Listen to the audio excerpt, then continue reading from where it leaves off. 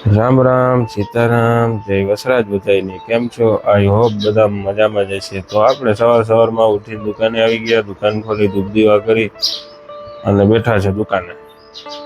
તો સમાજે આજે સગાઈ છે, તો ખુરશી ને બેઠા બધાય. સગનભાઈ હે લીલા જેઠાના જેઠો તો હે લીલા જેઠા વેપારી અને બાપા દેવસીભાઈ વેપારી ને બધા એમ ત્યાં બેઠા હે. હું તમને વ્યૂ બતાવું.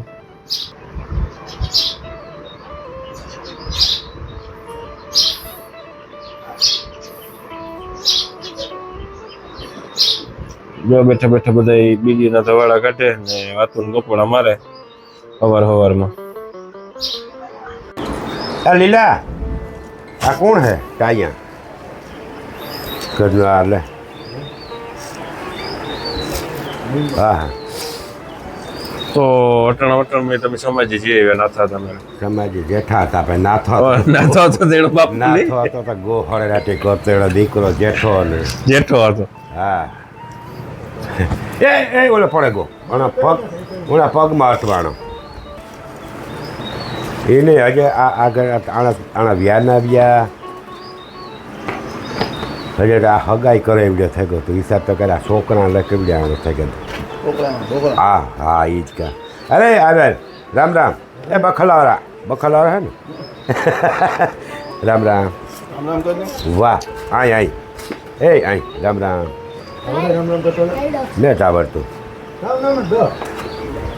લીલાભાઈ વેપારી આ કામ આ બધે સંતો હજે અડધી એક લગાવે દે એટલે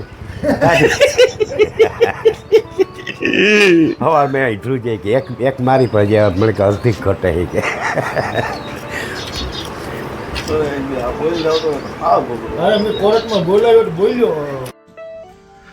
તો હાલો આપણે રાયલી માલ લેવા દુકાનનો જઈએ આવીએ. તો ઘડી જોતા રહ્યો.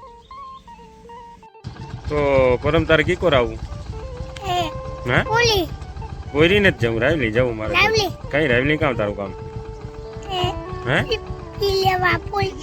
દુકાનનો માલ લેવા જાઉં તારે કામ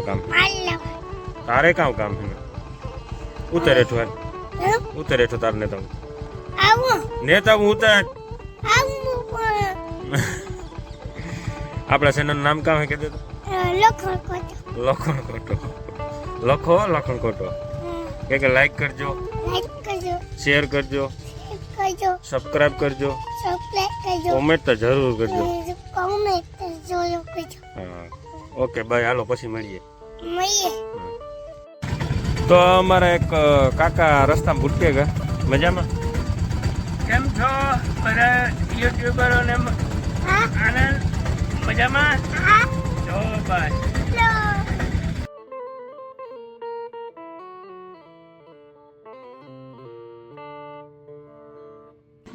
તો ફાઇનલી માલ ને દુકાનની પાછા પૂગી આવ્યા અને બાપો ને બધા જાય આવી વિવામાં. તો એના મોબાઈલમાં થોડુંક ઉતારી હોય પાછું ભેગું કરીને નાખી દીધું.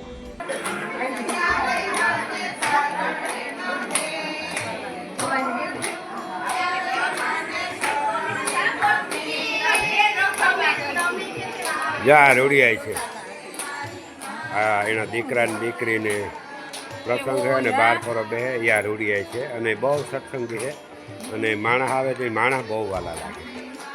બરાબર બોલો બીજું તમારે કંઈ બોલવું આજે એકદમ ને ખુશ છે ને એકદમ આનંદ છે ને આજે તમને આનંદ છે ને આજે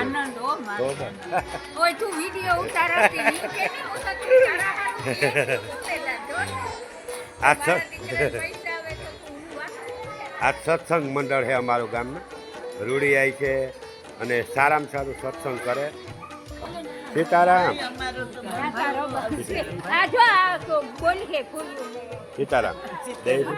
જો આ અમારા દેવી ફૂઈ છે અને એની આ મંદિરની અંદર પ્રક્ષેશ્વર મહાદેવનું એવું સરસ મંદિર બનાવી દીધું. એના દાતા અમારા ગામના દીકરી છે અને સરસ કામ કર્યું. મંદિર એટલું બધું સારું બનાવ્યું કે જ્યાં માણસો બધા પૂજા પાઠ કરવા આવે અને યાદ કરે. દેવી ફૂઈ તમે મંદિર બનાવી દીધું બદલ ખૂબ ખૂબ તમારો આભાર. તમારું નામ શું? વાલીબેન. એ સનવાતાની દીકરી ને અને રામભાઈની દીકરી છે.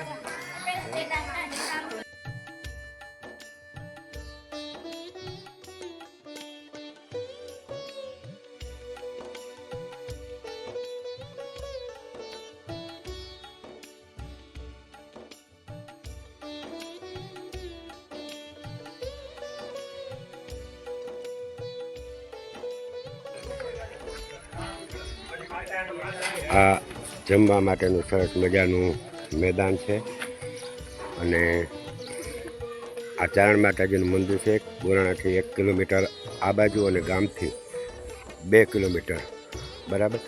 અહીંયા 300 માણસ એકયારે જમી શકે એવી અહીં જો મંડપ સર્વિસની વ્યવસ્થા કરવામાં આવી છે. અને આ સામે સંડાસ અને બાથરૂમની પણ સગવડતા કરી આપવામાં આવી છે.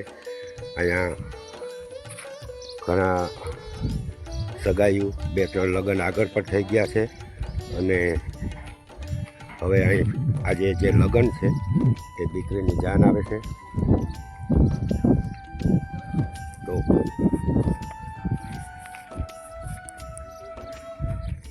આલાભાઈ છે, પરબતભાઈ છે અને આ મારા ખાસ મિત્ર લક્ષ્મણભાઈ, ખરેખર જે આ સમિતિની અંદર જે સેવા આપી રહ્યા છે.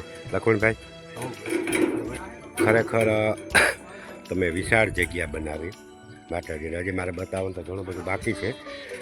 આજે આ લગ્ન છે ને એટલે મારે બધું બતાવવું. તમે હમણાં એક વરકન્યા માટે 2 રૂમ સરસ બનાવ્યા, એ પણ હું બતાવીશ. અને લોબી બનાવવાની છે. અને અહીંયા ઢારિયા બનાવ્યા ને મેળાવાળા માટે. અને સામે સંડાસ બાથરૂમ એ તો હું બતાવવાનો છું. પણ જે આની અંદર સારું કાર્ય અને અત્યારે જે ખરેખર આ માતાજીની મંદિરે સારું એવું કામ કરે છે લક્ષ્મણભાઈનો એવો મગજ છે ભાઈ કે એક દંગડી માનતા પહેલાં 100 વખત વિચાર કરે કે આ દંગડીની પાસે 200 વર્ષ હટાવી ન મળે. એટલે આવા હું તો એને ખૂબ ખૂબ ધન્યવાદ આપું. લક્ષ્મણભાઈ, લક્ષ્મણભાઈ, હું પાછો તમારી મુલાકાત લઉં, જરાક અંદરનું બધું બતાડી દઉં બરાબર. અહીંયા રામદેવનો દુવારો છે જ્યાં અહીંયા 12 પરો પાઠ બેસવાનો હોય. આ નથુ બાપુ છે અને બાપુ તમારે આવી ગયો છે. આ સાધુ સંતો અને ગજગંગા છે. હમણાં હું છેલ્લે બતાડું પાઠ. અહીં લીલબાઈ માતાજીનું મંદિર પણ છે અહીંયા. અને આ બાજુ રામદેવપીર બાપા બિરાજમાન છે. અને જેમણે આ દુવારો બંધાવ્યા તો છે એવા મિલનભાઈ ગગર. ખરેખર આ માણસનો પણ ખૂબ મોટો ફાળો છે. જૂનાગઢની શિવરાત્રિના મેળામાં તેમનું બહુ મોટું યોગદાન છે. આ કારુ બાપુ છે ગાદી પર. હજી 12 પરો બેસવાનો ઘણો વાર છે ને એટલે આ બાપુ જો આ પાઠ માંડી રહ્યા છે ખરેખર. અને આ કારુ બાપુ છે. 2 દિવસ સુધી પાઠ હાલીએ ને 12 પરો અને 2 દિવસ બાપુ ઉઠીએ નહીં. એટલે ખરેખર એ રામદેવપીર બાપાનું તપ હોય, ધર્મ હોય તો જ આ થઈ શકે. આ બધી સાધુ ગજગંગા છે. આ ઈસુ બાપુ છે બરાબર, જલા બાપુ. અને આ ઢોલકના ખરેખર અમારે ગામની અંદર, શું નામ તમારું ભાઈ? વિશાલભાઈ બહુ સરસ ઢોલક વગાડે. હમણાં જ અમે રામધૂનમાં આપણે હાર્યા હતા કાં. એટલે વિશાલભાઈનું કામ બહુ ઊંચું હોય. જો મિત્રો, આ મેન ગેટ છે. ચારણા માતાજીનું મંદિર છે. અહીંયા મેન ગેટ બનાવવામાં આવ્યો છે. આવતીકાલે અહીં એક જાન આવે. આજે 12 પરો પાઠ બેહવાનો છે. એટલે આ મંદિરની સારી સુવિધાઓ, આ મંદિરનું મહત્ત્વ, અહીંને આ મંદિરની અંદર આ મારો દીકરો છે. આ મારે હારીનો છોકરો છે. ખરેખર લગ્ન કરાવ્યો અને જે લગ્ન કરાવ્યું ને એનો ભાઈનો હોહરો થાય, મારે હારીનો દીકરો થાય. બરાબર ને? બરાબર. એ મજા આવે તમને અહીં ખરેખર? ઠીક મજા આવે. એમ. મજા ક્યાંથી? તો બસ હાલો, હું તમને પાછો મળું. અને આ પોપટભાઈ છે. પોપટભાઈ રામ રામ. મજામાં? આ પોપટભાઈને આજ 12 પરો બેસે અને આવતીકાલે એની દીકરીની જાન આવે. આ ખાસ મારા મિત્ર લાભુભાઈ છે. અને આ પ્રગટેશ્વર મહામંદિર જે બનાવ્યું શિવ મંદિર એ લાભુભાઈ બનાવ્યું. આ લાભુભાઈ કેસવાલા બરાબર ને? હે? અને હું મંદિર હમણાં બતાવું ને. આજે મંદિરના દાતા છે લાભુભાઈ કેસવાલા. આ કારાભાઈ છે વડોદરા. આ બાબુભાઈ છે અરહિયાતાના દીકરા મોઢવાડિયા. લગ્ન પ્રસંગ માટે અહીંયા આવ્યા છે. આજે ત્યાંનું પ્રગટેશ્વર મહાદેવનું મંદિર છે. તેમના પણ દર્શન કરાવું. સરસ મજાનું આ લાભુભાઈ કેસવાલા હમણાં તમને આગળ બતાવ્યા તેમને આ મંદિર બનાવી આપ્યું છે. એટલે સરસ મજાનું મંદિર છે.